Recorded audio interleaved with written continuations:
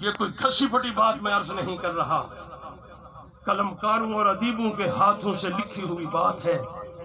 چشم فلک نے یہ نظارے دیکھے ہوئے ہیں۔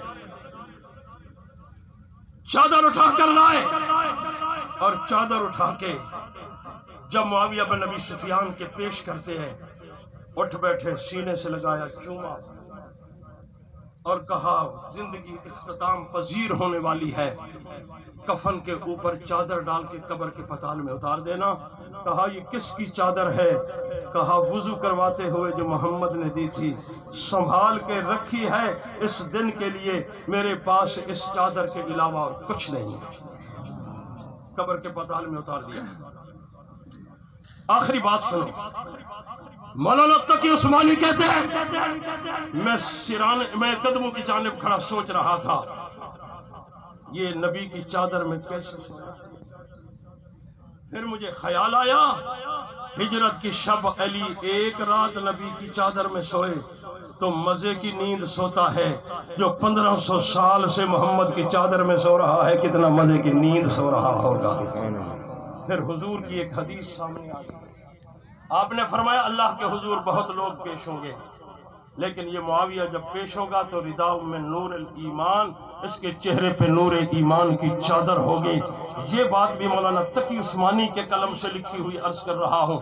فرمانے لگے میں سوچ رہا تھا پیش تو سبھی نے ہونا ہے، لیکن اس کے چہرے پہ نور ایمان کی چادر کیوں ہوگی؟ تو کہا پھر خیال آیا کہ جو برزخ کی زندگی میں محمد کی چادر میں سویا رہے، وہ حشر میں چہرے پہ نور ایمان کی چادر لے کر نہ آئے تو اور کیا لے کر آنا چاہیے؟ رجب کا مہینہ حضرت معاویہ کی وفات کا مہینہ بھی ہے، حضور کے معراج کا مہینہ بھی ہے۔ ہماری والدہ محترمہ اللہ انہیں کروٹ کروٹ جنت میں جگہ عطا فرمائے۔ حاجی صاحب سے ہمارا ایک کل فوجیں گئی، وہ کشتیوں پہ بیٹھ کے بعد میں گئے، محمد کا دین کا جھنڈا پہلے نہ۔ مولانا تقی عثمانی کہتے ہیں میں آنکھیں بند کر کے کھڑا ہوں، میں نے کہا یہ یہاں تک کیسے پہنچا؟ آئیے بات اختتام کی طرف لاؤ، یہ یہاں تک کیسے پہنچا؟ یہ یہاں تک کیسے پہنچا؟ تو کہاں آنکھیں بند کر کے کھڑا ہو کہ یہ 20 سال امیر شام رہا اور 20 سال یہ امیر المومنین کی حیثیت سے رہا، یہ 64,65,000 مربع میل کا حاکم بن گیا، لیکن زندگی آخر ختم ہونی تھی، آخر اختتام پذیر ہونی تھی، زندگی کے آخری مرحلے میں پہنچا تو کیا ہوتا ہے کہ بستر مرگ پہ ہے، اٹھنے کے قابل نہیں ہے۔